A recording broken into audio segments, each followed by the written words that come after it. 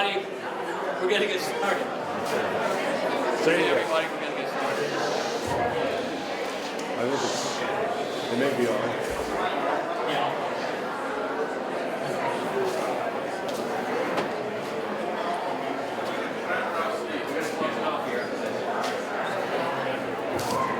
Okay. Good evening, everybody. Thank you all for coming. Food is still out there, but the real attraction obviously is inside. It's the show, but more importantly, it's Bruce Abbey. I'm just going to say a few things because Bruce is going to give a gallery talk. He's going to talk About the work. About the show. Before we get started, and before I say any more, before I introduce Bruce, I want to thank a few people for the show. I want to thank Jonathan Louie in particular and his team. We should give them all a round of applause. Where are you guys? Can you guys come up here a little bit?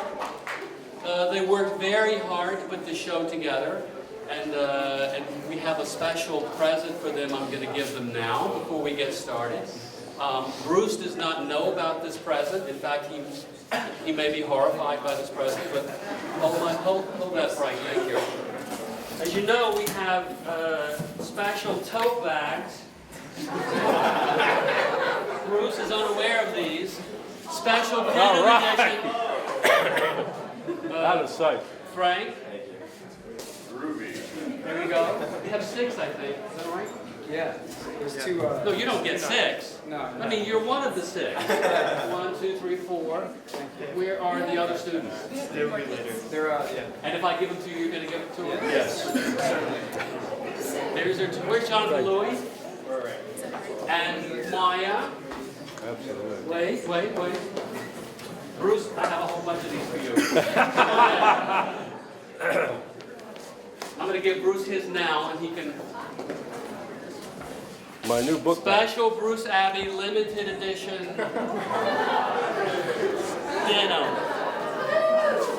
All right. Good drawing. I like Okay, it. you like the drawing? I like the drawing. I like the tag too. And we have some more for you, so Okay. don't fret. Those are okay, thank you all. So I'm just going to make a very few remarks. Bruce may not remember this. I first met Bruce maybe 15, 16, 17 years ago when I first became the director of the graduate program at SciArt. And Bruce was on a visiting NAB team. And I don't know what you know about SciArt, but it's basically a nut house. It's a crazy, insane school that should never be accredited for anything, especially architecture. Bruce was very kind and generous, and I had just arrived. And Bruce was even nicer to me as a visitor who was supposed to be examining the team than my own team was to me, because I had just arrived. And so I never told Bruce this, but his appearance and his presence there and his comments kind of steadied us. And I have no idea how it happened, but we got accredited. So thank you, Bruce, for that. What I forgot to tell you was there was a girl wearing a bumblebee suit for the 3 days we were there. I see. And how could you resist? That was more. It was quite a show. It was a crazy place, and still is, and we're very lucky to be accredited. I just want to say, you all know this is Bruce's last semester.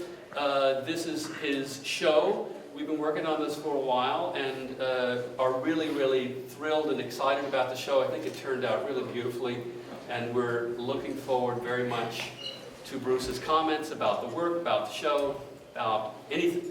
He can talk about anything he wants to, basically. So I give you a former dean, great scholar, great architect, great friend. We'll all miss him. But we're happy we have him here tonight. He's going to tell us about the show. Bruce Abbey.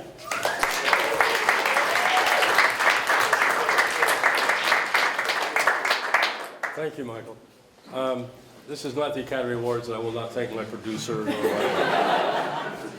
my director or film editor, but nevertheless, Michael would made this show possible, and John Louie put it together with an incredible group of people in Maya, and they need to be recognized. It takes a lot to organize something as complex as this with as many parts.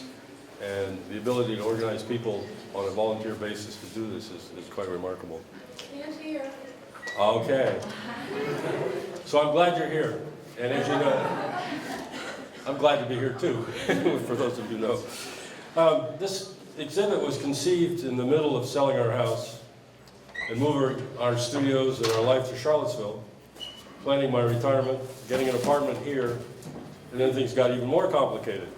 And so what I'd like to do tonight is try to explain the show a little bit and what's in it and why. Architecture for me has been a lifelong preoccupation. It's a lifestyle and a method of thinking. And it's probably been less of a professional agenda and more of a means of a personal search and expression. All of us have a kind of public agenda. Mine was professional, teacher, administrator, etc.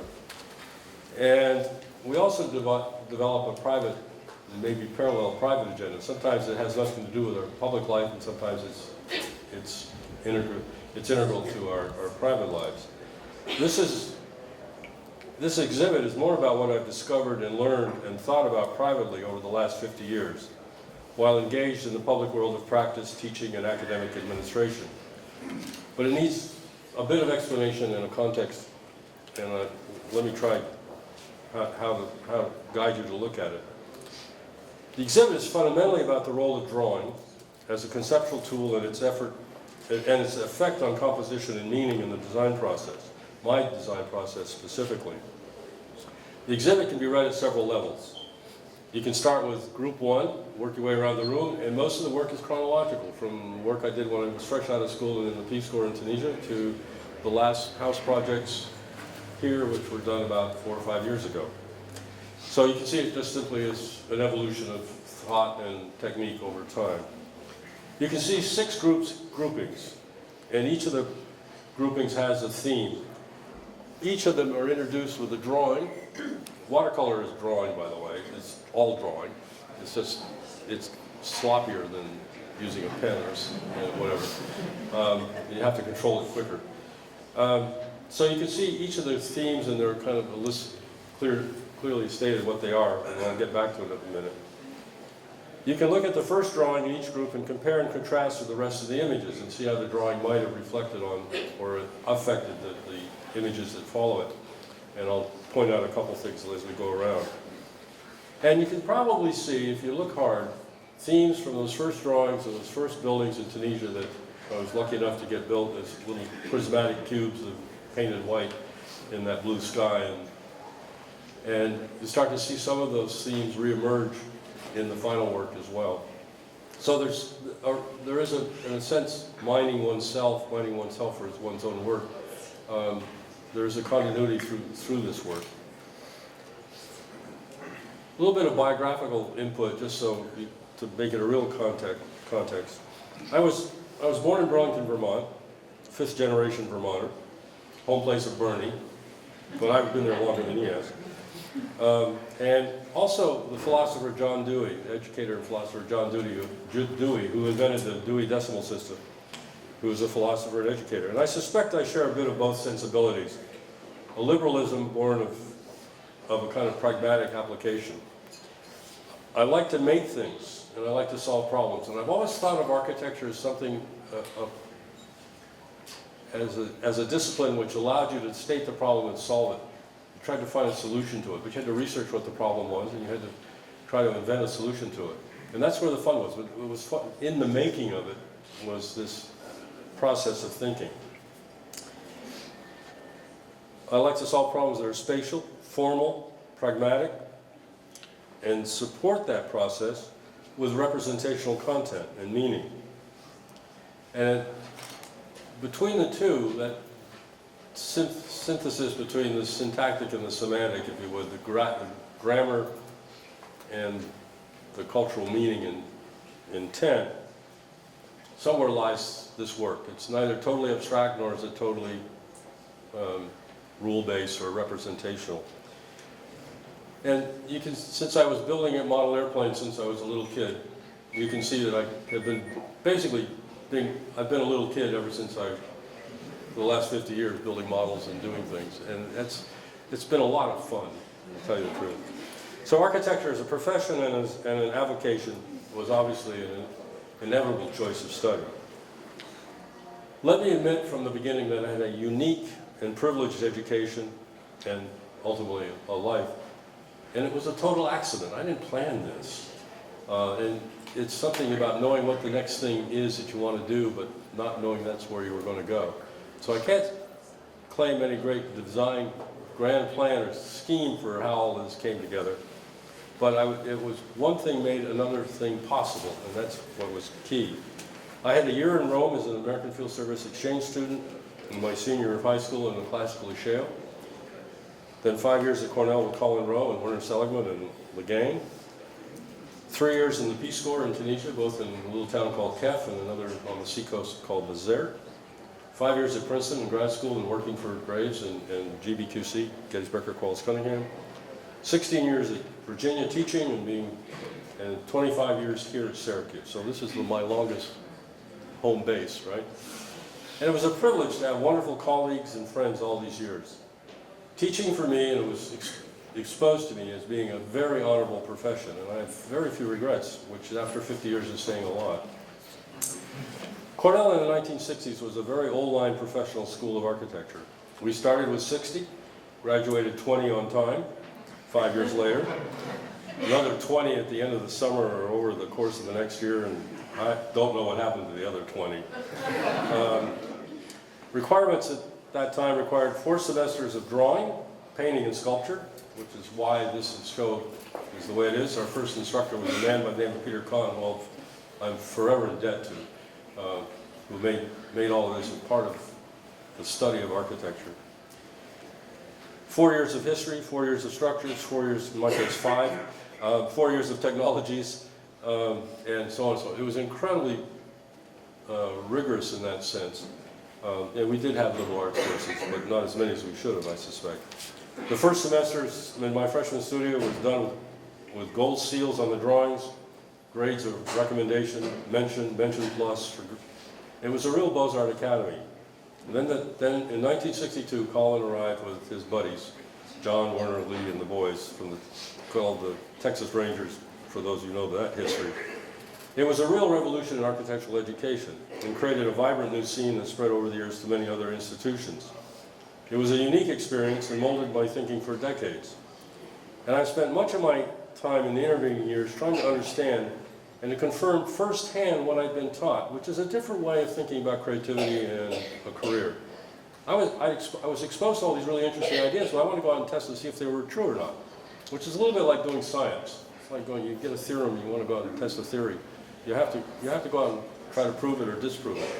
So much of my attitude towards practice and what I was trying to find out was, were these things true? Were they valuable? Were they useful? And if they were, could I pass them on as a teacher? So what is this exhibition really all about, you might ask? I'm probably labeled a formalist, but that's a confusing and perhaps misleading term. I'm equally interested in the linguistic analogy of deep structure and shallow structure as applied to architecture, or better yet, semantic associations and meaning versus syntactic structure rules. All this was structuralism of the 1970s at Princeton. For me, both conditions have to exist in order for a project to be read or understood. Clearly, meaning is, however, an arbitrary application, but a culture depends on shared understanding of something. You have to start somewhere. So, where do you start? Drawing is my means of making associations. It's the way of assembling the facts of a situation. It's a method of research that I use to determine project strategy. A line drawing, usually from memory, interestingly enough. Most of these drawings and paintings are from memory. I don't paint on site very often, or draw on site. I find if I come back and edit in my own head what I want to draw, the image gets to be more powerful and more prescient. And so the techniques that you'll see here are compositional strategies using figure-field relationships, transparencies, profile, proportion, and etc. The translation between two-dimensional and three-dimensional spatial representation has preoccupied me for years. Because we draw on a flat surface, we imagine something that's three-dimensional, we build it, and ironically, we come back and photograph it and turn it into a two-dimensional image, which is this kind of cycle. And so there's a relationship of depth cues and visual information that gets translated through this medium. Now, on a computer, this is a different kind of process, but I am the last of the mainline generation. I started with a T-square and ended up with a computer bracketed in the 50 years that this represents. So there's a dialogue here between murals and objects as mannerist fragments of a pictorial reality. I do believe that there is a modern spatial sensibility that is manifestly different than past sensibilities. But as the last of this generation, I recognize that the computer revolution and its power of representation is equally as powerful, if not more so. It's a different method of thinking and production, and future architectural production will be certainly forever changed by it. So this work is, in a sense, representative of an epoch of thinking and doing, which probably has passed. Let me talk about the 6 groups just very briefly and point out a couple of the themes in them. Excuse me. The first group is focused on the first objects that I built in Tunisia upon graduation. I went straight from college into the Peace Corps and was assigned to this little hill town on the Algerian border called El Kef, otherwise known as The Rock. Seems like Alcatraz. Isolated, one of the most beautiful landscapes you'll ever find. And the first drawing on the upper left corner of group 1 is a drawing I did when I came back one day from climbing up the hill.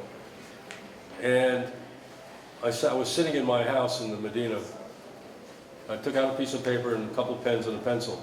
And I did it from memory of the walk up. And it stayed with me. It captured for me the essence of being in this town, which was totally different than anything I'd ever experienced.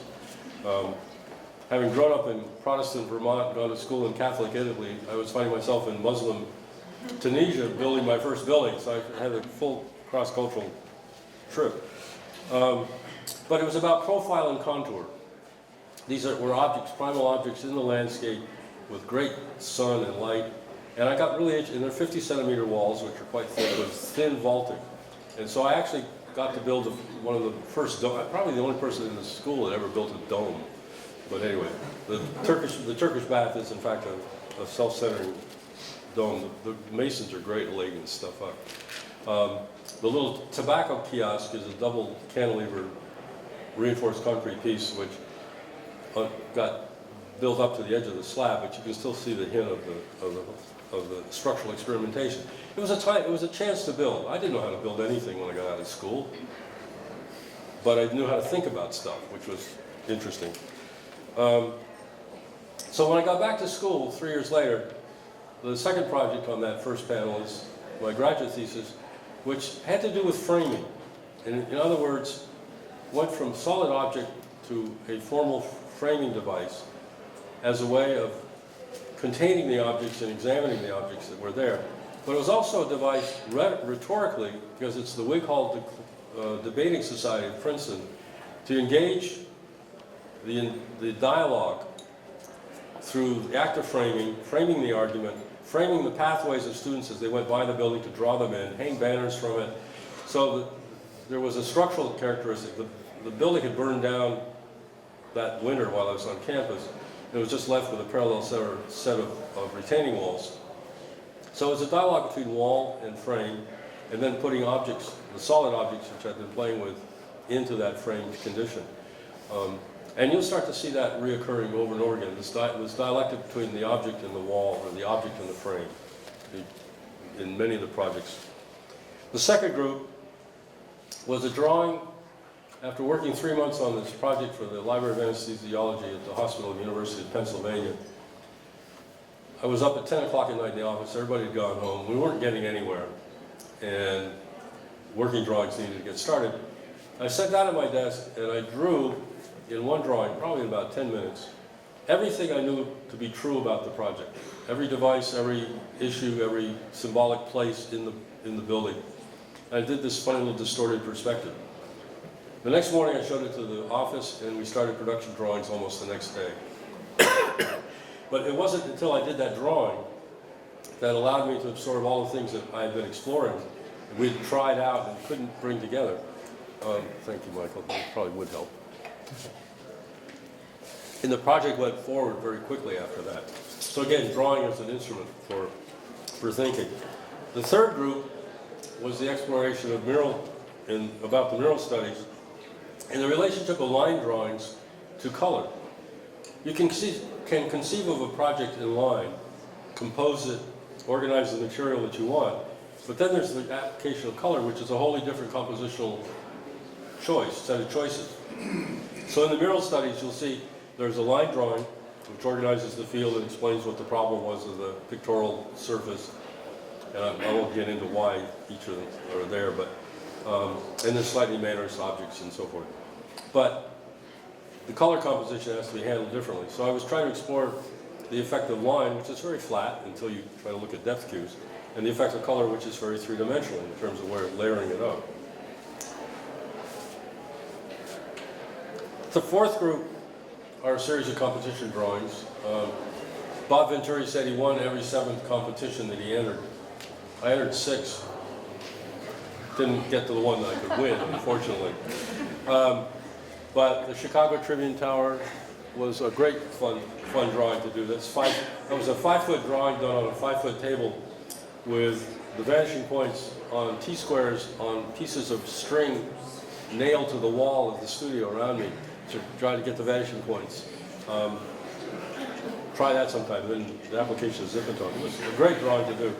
But as I'm happy to point out in the catalog, which is in the building, it's the one time that I got to be ahead of Ando in the catalog. His name, my name being ABB, and his AND, I win. But anyway. But competition drawings, the studio house thing as a kind of prototype for making the street, how the side yards get used versus the difference between front and back, how to make public space and make a small project seem bigger, has been a preoccupation of mine for a long time. And you'll see in the slideshow that there's a series of little project houses that I started in the Peace Corps for building when I had a readjustment allowance of $1,500. I was going to build this out of plywood and live in it. Then I got married. That program went away. Then I did another series of houses. The program got a little bigger. Then I had a child. That went away. And I've never gotten, I'm shrinking now. We're getting back to the original model, so maybe I'll get one of these built yet. The fifth group, the watercolors, I thought, well, how am I going to talk about that as relating to drawing? But watercolors are drawing. You're sitting there with a stylus, it's called a paintbrush. You're having to make moves. Most of these are from memory. And there's a spontaneity to them that has to be dealt with. But it's still dealing with figure feel, the white composition of the white surface with the imagery. It's the same kind of technique dealing with the murals. And finally, the sixth group is the traditional partie, napkin sketch partie for a project that's in one of the models. Upstate New York, barn and house, additive composition for a house that I was thinking about building out in Casanova on the hill. So that's the most contextual use of that. And the other models are variations on the same program and same spatial structures of the house. But if you look at them, you'll start to find that there's frame and object in all of them, just very much like the Wig Hall project way back when. So I'm even at the end of the day, I'm still manipulating object and frame after 50 years. You think I'd get bored with that, but I haven't yet so far. And finally, the Trojan Horse, which we have to talk about. It started out as the Trojan Pony, got a little bigger. But it was, Jonathan and Maya said, well, this is a machine for make a cabinet of curiosities, which it is. But it also demonstrates most of the devices which I've tried to teach over the years between transparency and figure ground and, subtract the figure field, relationships, profile, contour, color. And it's, in a sense, a representation of most of the formal themes in the room. The right color goes with a scarf that the dean made. It's also one of my favorite colors.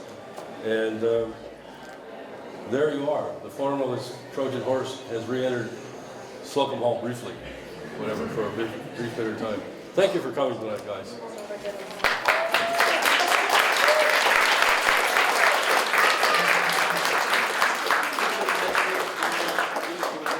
Sure.